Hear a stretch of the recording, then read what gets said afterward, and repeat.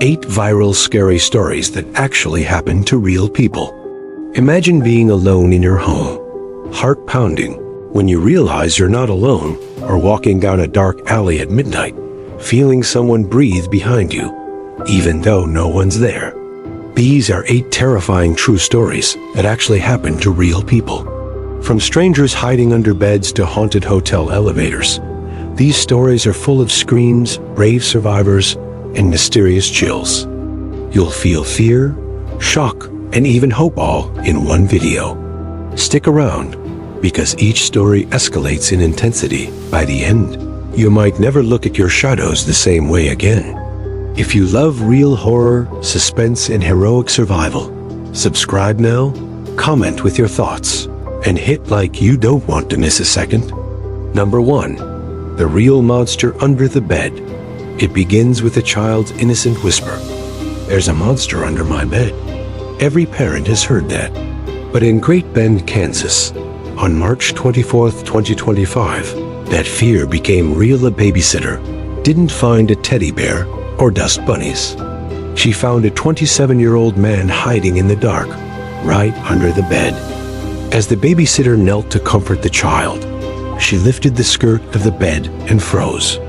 Instead of space, a stranger stared back with cold eyes. This wasn't part of her training. Her heart thundered. Chaos exploded in the room. The intruder lunged. After a sudden struggle, one of the children was knocked over in the commotion. The babysitter fought back fiercely to protect the kids until he bolted. The next morning, deputies located the man in the nearby neighborhood and chased him on foot. He was arrested shortly thereafter. He had once lived in that house, but was banned from the property under a court-ordered protection from abuse order. Now, Martin Villalobos Jr. faces serious accusations: aggravated kidnapping, burglary, battery, child endangerment, and violation of the protection order. His bond is set at a whopping $500,000. The scariest part? This wasn't an urban legend. A terrified child spoke the truth. And in the wrong moment, the babysitter did exactly what she needed, proving that sometimes the real monsters are the ones nobody expects. Number 2. Closet terror hidden in plain sight. This story unfolds in 1941 Denver, Colorado, where a man named Theodore Edward Coneys, nicknamed the Denver Spider-Man, disappeared into darkness, literally inside a closet-like nook. But this wasn't basement horror. It was attic nightmare. Coneys broke into an acquaintance's home in September 1941. Instead of fleeing, he found a secret trapdoor in the closet that led to a cramped attic cubbyhole. With no one the wiser, he lived there unseen for about 5 weeks. The homeowner, Philip Peters, had absolutely no idea. He ate meals, lived his life, and slept while above him. Someone watched, stole his food, and plotted in silence. At night, Coneys crept around, rummaged the kitchen, and quietly explored the hidden attic. He stayed careful, too careful. Then came the night murder. On October 17, 1941, Peters discovered Coneys near the fridge. A fight broke out. Coneys, armed at first with a pistol, then a heavy stove tool, attacked Peters and bludgeoned him to death. After the murder, he fled up through the hideout to the cubbyhole once more, as silent as ever. Neighbors alerted authorities after Peters didn't return home for dinner. Police arrived to a locked house, no signs of forced entry. Only later did they find Coneys living in the attic, the same hidden space where he had remained unseen for weeks. It was a death trap disguised as a secret room. A real-life horror of living and dying under one roof with a murderer. This horrifying incident shows that sometimes the most terrifying danger isn't in the open. It's lurking above, hidden in your own home. Number 3. The strange elevator footage and death in the tank. What if your last moments on video made people believe you were haunted, and then your body turns up in the hotel's water tank? That's what really happened to Eliza Lamb at LA's infamous Cecil Hotel. On January 31, 2013, 21-year-old Canadian student Eliza Lamb checked into the Cecil Hotel. Days later, hotel guests started complaining about bad water weak flow, odd taste. Then something even more disturbing surfaced. The LA police released surveillance footage from the hotel elevator showing Eliza acting bizarrely. She pressed multiple buttons, peeked out nervously, stepped in and out, waved her arms, and no one else was in the frame. No one knew exactly what she feared. Some thought she was being chased. Others said she was hallucinating during a psychotic episode. She had a history of bipolar disorder and may not have taken her medication. The video went viral, sparking wild theories about ghosts, murder, or supernatural forces. On February 19th, maintenance staff discovered Elisa's body floating naked in a rooftop water cistern after guests complained of low pressure. The cisterns were locked, heavy, and alarmed, meant to prevent access. And yet, she ended up inside one. Autopsy found no evidence of assault or death, was eventually ruled an accidental drowning, with her bipolar condition as a major factor. So what really happened? The official story says mental illness led her to that rooftop, but many still wonder, how did she open the lid? Why wasn't she seen on cameras going up? Why did she wave as if being watched? The Cecil Hotel, with its history of suicides and serial killers, only made the mystery deeper and darker. Number 4. Slender Man attack when fiction becomes real terror. What if your friends turned against you because they believed in an online monster and gave you 19 stab wounds to join his dark world? On May 31st, 2014, in Waukesha, Wisconsin, two 12-year-old girls, Morgan Geyser and Anissa Weyer, led their classmate, Peyton Leutner, into the woods under the guise of playing hide and seek. Their real motive? They believed they had to kill Peyton to prove loyalty to Slender Man, a fictional internet creature they thought was real. As Peyton lay on the forest floor, Geyser stabbed her 19 times with a kitchen knife, hitting 2 major organs. Peyton crawled out of the woods, drenched in blood, until a bicyclist spotted her and called for help. Surgeons operated for 6 hours. One wound had missed her heart by less than a millimeter. She survived, but barely. Geyser and Weyer were charged as adults. Both pleaded not guilty because of mental disease, citing psychosis. In 2017, judges committed Weyer to a psychiatric institution for up to 25 years, and Geyser for up to 40 years, due to schizophrenia. By 2021, Weyer earned conditional release under strict supervision, including GPS tracking and internet restrictions. Geyser's petition to be released under supervision was denied in April 2024, and in early 2025, she remains under institutional care with supervised group home plans underway. The aftermath? Peyton rebuilt her life and found strength. She excelled in school, volunteered, and spoke publicly about her horror, admitting she sleeps with scissors under her pillow, just in case. Yet she also expressed gratitude, saying the ordeal led her to understanding and purpose she wouldn't have otherwise had. Number 5. The Haunted Doll Tour turns deadly.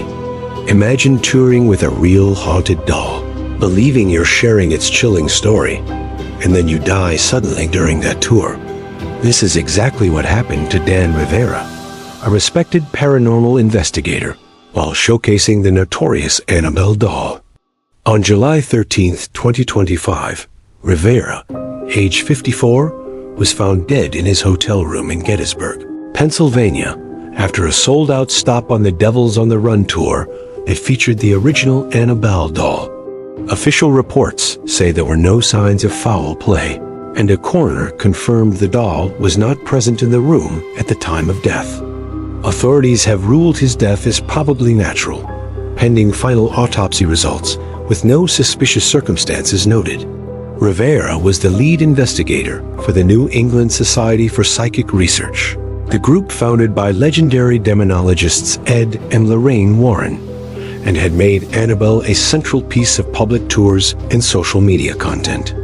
Annabelle, a Raggedy Ann doll donated by a nurse in 1970, is said by some to move on its own, leave eerie messages like, "Help us," and even cause injuries, though skeptics dismiss these claims as folklore. Rivera's sudden death reignited speculation that the doll might be cursed, but skeptics point out it's more likely the tragic passing was coincidence, with no proof of supernatural involvement. Still, in a field built on the unknown, the story feels like a horror twist. A paranormal expert dies while promoting a haunted artifact, and the world wonders whether the doll had a role after all. In honor of Rivera, the Annabelle tour continues, but his death remains an eerie chapter in the legend of one of the world's most notorious dolls. A solemn memorial scene with candles, tour flyers, and photos of Dan Rivera arranged around Annabelle's image. Number 6. The chilling quadruple homicide at the University of Idaho. Imagine waking in the middle of the night to find friends brutally stabbed and suspecting a masked intruder right under your roof.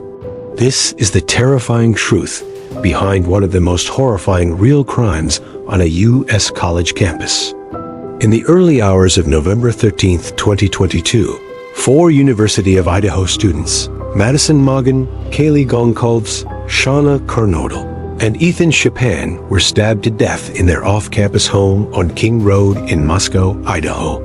2 roommates survived and made frantic 911 calls and text messages, describing hearing footsteps and seeing a masked man in black walking past their rooms shortly after 4 a.m. Authorities arrested Brian Christopher Koberger, a 28-year-old criminology graduate student, on December 30, 2022, at his family's Pennsylvania home. He was charged with 4 counts of first-degree murder and burglary. The killings drew national attention due to their brutal and unexplained nature. In a dramatic development, Koberger agreed to plead guilty on July 2, 2025, avoiding the death penalty. 2 days later, on July 23rd, he was sentenced to 4 life terms without parole plus 10 years for burglary, along with hundreds of thousands in fines as families delivered powerful statements in court. Newly revealed police records paint a haunting picture. Roommate Shauna Carnodal fought back fiercely, sustaining over 50 defensive stab wounds, and Kaylee Goncalves' face was described as disfigured after a violent struggle. Surviving roommate Dylan Mortensen witnessed Koberger fleeing the house and later delivered a harrowing courtroom statement calling him a faceless coward. Investigators also discovered chilling signs of stalking before the attack: loose door hinges, strange behavior from Kaylee's dog Murphy, and reports of Koberger lurking around the home. These early warnings helped build the eventual case against him. This story is terrifying, not only because of its violence, but also because a friend and roommate's courage helped stop the killer and reveal the truth. Number 7. The McCamey Manor Horror Torture House, disguised as a haunted attraction. Imagine signing a waiver to enter a haunted house and finding yourself forced into terrifying ordeals like waterboarding, being buried alive, or losing teeth. And no one will let you quit. That's the shocking reality behind McCamey Manor, an extreme haunted house experience run by Russ McCamey in Tennessee and Alabama. Though visitors consent, the risks described in its 40-page waiver are staggering. Participants may endure waterboarding, confinement, physical harm, teeth removal, breakdowns, or even death all for entertainment. Despite a promised $20,000 prize for anyone who completes the ordeal, but no one has ever done so. Each tour pushes entrants to their personal breaking point, lasting up to 8 hours or more, though most never last more than a few minutes. Some visitors collapsed in fear in under 10 minutes. Former participants described armor-piercing abuse, water tanks, spiders on faces, simulated burials, extreme confinement, forced ingestion, and psychological terror. Some report major injuries, hospitalizations, and scars, physical and emotional. Complaints surged, prompting a 2023 investigation by the Tennessee Attorney General into whether McCamey evaded consent laws, ignored safe word requests, and misled participants. Petitions with nearly 200,000 signatures demanded the closure of the attraction. Then in July 2024, McCamey was arrested on shocking charges: attempted murder, rape, and domestic assault, though the charges were dropped. By September 2024, critics call the manor a real-life torture chamber disguised as horror entertainment. Supporters argue participants choose it, but with so many reporting trauma, the questions haunt more than the screams. This story reveals a terrifying truth. Some real-life horror shows aren't about scares, they're about suffering. Number 8. A heroic survivor. Peyton's triumph over terror. Imagine being stabbed 19 times by your friends, yet crawling through the woods to safety. Sounds impossible, right? Yet this is exactly how Peyton Leutner escaped death and transformed tragedy into purpose. On May 31, 2014, in Waukesha, Wisconsin, 12-year-old Peyton Leutner was lured into the woods by two classmates who believed they were serving Slender Man, a fictional creature. They stabbed her 19 times. 2 wounds nearly hit her heart. Despite the betrayal by people she trusted, Peyton managed to crawl to a nearby path, where a cyclist discovered her and called for help. Doctors operated for hours, saving her life by a thread.